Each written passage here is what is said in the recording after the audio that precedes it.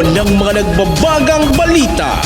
40 pesos na dagdag sahod sa mga minimum wage earner sa Bicol. Epektibo na sa darating na Abril. 9 anyos na bata sugatan matapos umanong aksidenteng mabaril ng kanyang tiyuhin sa Calabanga, Camarines Sur. At BGC of the South na Kamsur Uptown soon to rise sa Camarines Sur.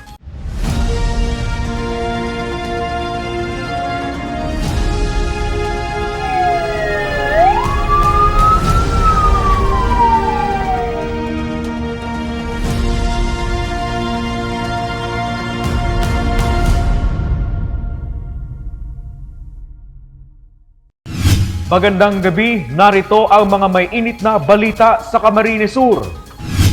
Matapos ang serye ng konsultasyon, aprobado na ng DOLE at ng Regional Tripartite Wages and Productivity Board ang dagdag na 40 pesos na sahod sa mga minimum wage earners. Kung kailan yan magiging epektibo, alamin sa ulat ni Marge Serico. Aprobado na ng Regional Tripartite Wage and Productivity Board o RTWPB Bicol ang dagdag sahod sa mga minimum wage earners sa rehiyon. Base sa Wage Order Number RBV-22, magkakaroon ng 40 pesos dagdag sa arawang sahod ng mga minimum wage earners mula 395 pesos patungong 435 pesos. Ayon sa naturang wage order, ipapatupad sa dalawang tranche ang dagdag sahod. Ang unang tranche o 20 pesos ay ipapatupad sa ika-5 ng Abril, habang sa Disyembre naman ang second tranche na kukumpleto sa dagdag 40 pesos na sahod. Bukod dito, tataas din ang sahod ng mga domestic workers sa rehiyon. Ang kanilang buwanang minimum na sahod ay madaragdagan ng 1,000 pesos, kaya abot na ito ng 6,000 kada buwan. Patuloy na hinihikayat ng DOLE ang mga employer na sumunod sa bagong wage order upang matiyak ang pagtaas ng sahod para sa mga manggagawa. Taong 2023 nang huling magkaroon ng wage increase ang mga manggagawang Bicolano. Marge Serico, CSM. Tropa ng 81st Infantry Brigade at hinihinalang NPA nagkasagupa sa Lagunoy, Camarines Sur. 10 sibilyang malapit sa encounter site na rescue. Narito ang ulat. Ito ang kagamitan ng mga hinihinalang miyembro ng New People's Army na na-recover ng mga otoridad matapos ang nangyarang engkwentro nitong nakarang araw sa Sitio Labnig, Barangay Lohol, Lagunoy, Camarines Sur. Ayon sa 9th Infantry Division ng Philippine Army, mismo ang mga residente sa lugar ang nagpaabot ng impormasyon hinggil sa namataang mga armadong grupo sa lugar. Ito yung report na nagaling din sa ating concerned citizen at atin itong binverify. Ganun din, na-confirm din natin yung kanilang presensya base nga din sa mga informasyon din na pinabot sa amin ng mga dati nilang kasama na nag-surrender na. Umabot umano sa 5 minuto ang palitan ng putok ng tropa ng 83rd Infantry Brigade at rebelding grupo. Wala namang nasaktan sa kasundaluhan habang inaalam pa sa panig ng mga rebelde. Na-rescue naman ng kasundaluhan ng aabot sa 10 residente sa lugar na malapit sa encounter site. Kabilang sa mga na-rescue ang 3 buwang gulang na sanggol. Nasa kustodiya na ngayon ng Barangay Loho ang mga na-rescue habang patuloy na naka-alertong lahat ng patrol bases ng kasundaluhan dahil na rin sa nangyaring engkwentro sa lugar. May panawagan naman ng ilang residenteng muntik nang madamay sa insidente. Ang mensahe ko po sa inyong kabilang grupo, wag tuloy na sa aming bahay dahil muntik na kaming mapahamak. Kala ko hindi na kami makababa ng baryo nang pumuon ng putok. Kikiusap man po ako, maawa mo naman po kayo sa pamilya ko. Diyan naman po sa bukid ang hanap buhay ko. Samantala, magtutuloy-tuloy ang mga operasyon ng kasundaluhan habang nalalapit ang May 2025 midterm elections. Nakakasa po sila na yung 19th Infantry Division sa tulong po ng kanilang mga battalions at mga brigades ay ginagawa po ang lahat para matiyak ang orderly at ang safe na election ngayong taon po. Chris Novello, CSN. Nagpapagaling pa sa ospital ang 9 na taong gulang na batang babae sa Calabanga, Camarines Sur matapos aksidenteng mabaril ng kanyang tiyuhin. Suspect sumuko matapos tumakas. Narito ang ulat ni Regine Bue. Nagpapagaling pa hanggang ngayon ang isang 9 anyos na batang babae matapos maaksidenteng mabaril ng kanyang tiyuhin sa Purok 7, Barangay Balungbon, Calabanga, Camarines Sur, alas 6 ng gabi nitong Linggo, ika-23 ng Marso.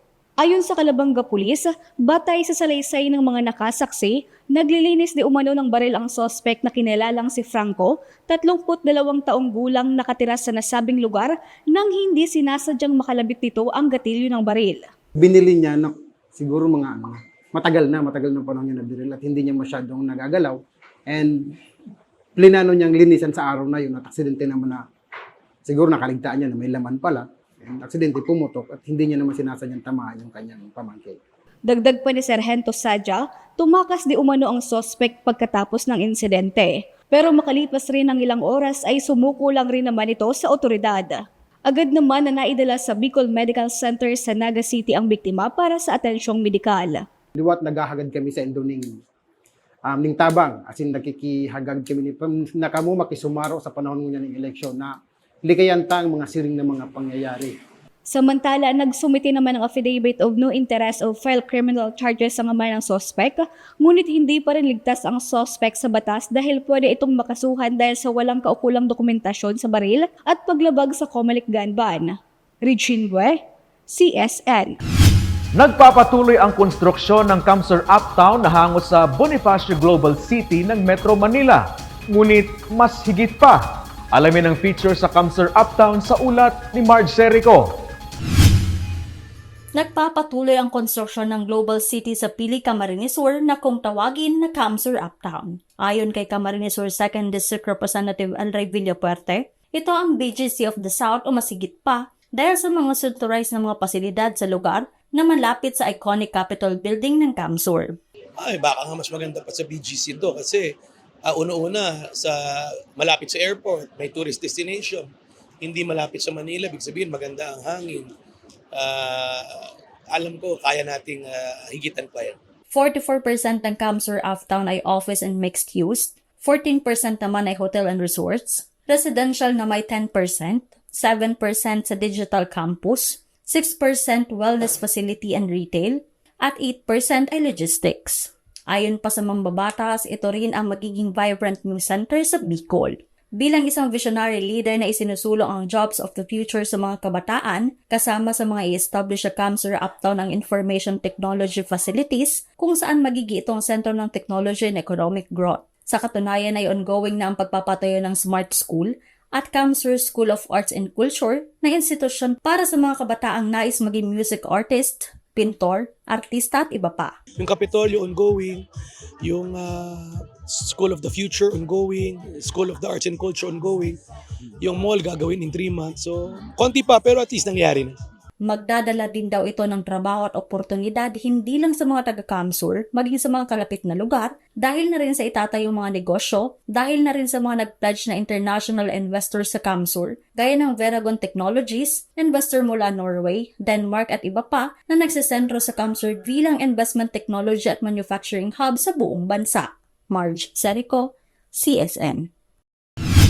Inabot na ng panganak sa pedicab ang isang ginang sa Calabanga, Camarines Sur. Mga tauhan ng BFP sa bayan, inalalayan ang panganak ng ginang. Narito ang ulat ni Regine Bue. Umani ng positibong reaksyon mula sa netizens ang isang Facebook post patungkol sa mga tauhan ng Calabanga Fire Station matapos tulungan ng mga ito ng mga anak ang isang ginang na sakay ng isang pedicab sa barangay San Isidro, Calabanga, Camarines Sur. Base sa salaysay ni Fire Officer 1 Philip de Maiwat, ang isa sa 3 rumisponde, may isang concerned citizen ang nagpaabot sa kanilang opisina na may nangangailangan ng tulong. Agad naman nila itong pinuntahan. Hindi nila akalain na isang nag-labor na ginang pala ang kanilang tutulungan. Hindi naman nagdalawang isip pa na tulungan ng ginang, lalo pa at naka-breech position ang sanggol at posibleng magkaroon ng komplikasyon sa panganganak kung hindi maagapan. Thankful naman ako na na gawa namin yung part namin, na deliver namin yung baby. Then right after pinadala namin sa hospital for further medical interventions. Matagumpay naman na nailabas ang isang sanggol dahil sa pagtutulungan nila FO1 Philip de Maiwat, isang registered midwife at registered nurse, FO3 Leo Murada, at FO2J Oceano na pawang mga registered nurse. Samantala, dinala naman sa Bicol Medical Center sa Naga City ang ginang para ipanganak pa ang kakambal ng sanggol. The Bureau of Fire Protection, hindi lang naman siya fire suppression. We have emergency medical services. Regine Bue, CSN. Patay ang isang pedicab driver matapos umanong barilin ng isang pulis sa Del Gallego, Camarines Sur nitong nakaraang araw. Ayon sa Kamsur Police, umawat ang kanilang kabaro sa komosyon ng sospek at ng isa pang lalaki. Umawat lang umano ang pulis sa komosyon hanggang sa nasaksak ito ng sospek at ng isa pang lalaki sa lugar. Nabaril ng pulis sa dibdib ang sospek na naidala pa sana sa ospital, ngunit binawian din ng buhay kalaunan. Nagpapatuloy pa ang investigasyon sa insidente. Ang dalawa kasi dito ang naging biktima. Munang sinaksak nitong suspect yung isang kasamahan niya at nagkaroon nga sila ng alitan kung saan itong pangalanan ko na lang po, ang biktima po dito ay si Alvin Hanaban, 38 years old, residente po ng Barangay Peña Francia del Gallego, Camarines Sur. At ito pong ating ang Police Corporal Gilbert Javier, 38 years old, at residente din po ng Barangay Kinalangan del Gallego, Camarines Sur. So both of these victims are injured. Arestado ang 5 lalaki sa bayan ng Kanaman, Camarines Sur dahil umano sa illegal na pagsasabong. Ayon sa Kanaman Police, 10 sa mga kasamahan ang naaresto ang kumaripas ng takbo at nakatakas sa mga otoridad. 2 umano sa mga ito ang kakatanggap lang ng ayuda mula sa Ayuda sa Kapos ng Kita program o AKAP ng DSWD, habang ang isa ay 4-piece beneficiary. Na-recover sa piningharian ng illegal na sabo ang 2 panabong na manok at pusta na abot sa 350 pesos. Nalulungkot naman ang kapulisan na ginagamit sa sugal ang nakukuhang ayuda mula sa gobyerno. Nakalabas na sa kulungan ang mga naaresto matapos makapagpiyansa ng 30,000 pesos sa ilalim ng Presidential Decree 1602. So sa mga araw po kayo ng pangyayari, medyo nakakapangluyang buot. Kasi despite na yaon ng pagtabang kang gobyerno, pero ining mga beneficiary is nag-i-involve man hiraray sa mga illegal na activities. 40 piraso ng good lumber ang na-recover ng mga otoridad sa Zone 7 Barangay Lupi sa bayan ng San Fernando, Camarines Sur. Nadiskubre ang mga lumber habang nagsasagawa ng monitoring ang tropa ng 91st Bravo Company ng Philippine Army sa lugar.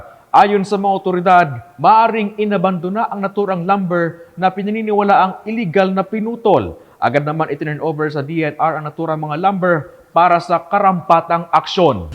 Abot tenga ang ngiti ng mga estudyante sa Carmel National High School sa bayan ng Libmanan, Camarines Sur matapos makatanggap ng school bags mula sa provincial government ng Kamsur. Governor Luigi Villafuerte may inanunsyo sa mga estudyante at guro sa lugar. Narito ang ulat ni Eli Balbin. Nasa 1,022 na residente mula sa Libmanan, Camarines Sur ang nakatanggap ng food pack mula sa provincial government ng Camarines Sur. Pinangunahan ni Governor Luigi Villafuerte ang pamamahagi ng food pack sa pagbisita nito sa Carmel National High School. Kasama rin ng gobernador ang love of his life na si Yasi Pressman. Masaya silang sinalubong ng mga estudyante at mga guro. Sigawan at hiyawan nang makita nila ang kanilang idolo. Sa pinaabot na mensahe ng gobernador, masaya niyang inanunsyo ang isang magandang balita sa mga estudyante at guro sa lugar. Ugmahon ko, orgulyo ko pong ipaabot sa Carmel High School. Meron po kitang pondo para ipatindog ang bagong covered court sa Carmel High School! Malakas na palakpakan ng dyan! Kung matatandaan, ang pinakamalaking kolehiyo na ipinatayo sa Kamsur ng pamilya Villafuerte ay ang Governor Mariano Villafuerte Community College na nasa Barangay Putot, Libmanan, Camarines Sur. Ayon kay Governor Luigi Villafuerte, masaya siya dahil mabibigyan ng bagong covered court ang Carmel National High School. Samantala, nasa 657 na school bags ang ipinamahagi sa mga estudyante ng Carmel National High School. Lubos naman ang pasasalamat ng mga nakatanggap. Salamat po! Eli Balbin, CSN. Napuno ng saya at kantahan ang performance ng bandang Orange and Lemons ditong weekend. Crowd umabot sa higit 20,000. Narito ang ulat.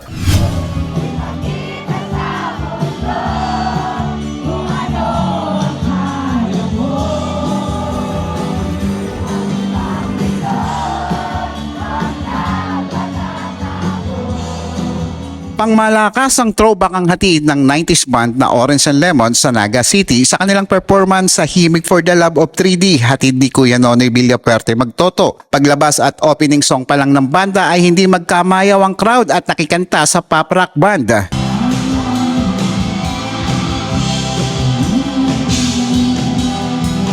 Aabot sa 20,000 ang crowd na nakijam sa aktibidad. Maliban sa kantahan, kasama ang banda ay may parapol pang 4 na motorsiklo at 22 cellphone. Salamat, si Nonoy Magtoto. Nabunot ako sa motor. Ayon kay Kuya Nonoy Magtoto, masaya siyang makitang masaya ang mga taga 3rd District ng probinsya sa naturang aktibidad. Maugmaon po, nailinta po ang pagpadangat, kambilog ng 3rd Distrito, lalo-lalo na po sa siyudad ng Naga. Labi pong 20,000 po ang nagdalan sa tuya ngunyan. Nagpahiling ng suporta, tiwala, asin na pagpadangat kay Kuya Nonoy Magtuto. Salamat po sa mga tugang tadigdi sa 3rd Distrito. I love you all. Salamat po. Nagliwanag naman ang kalangitan dahil sa makulay na fireworks display sa lugar na mas ikinatuwa ng mga manonood.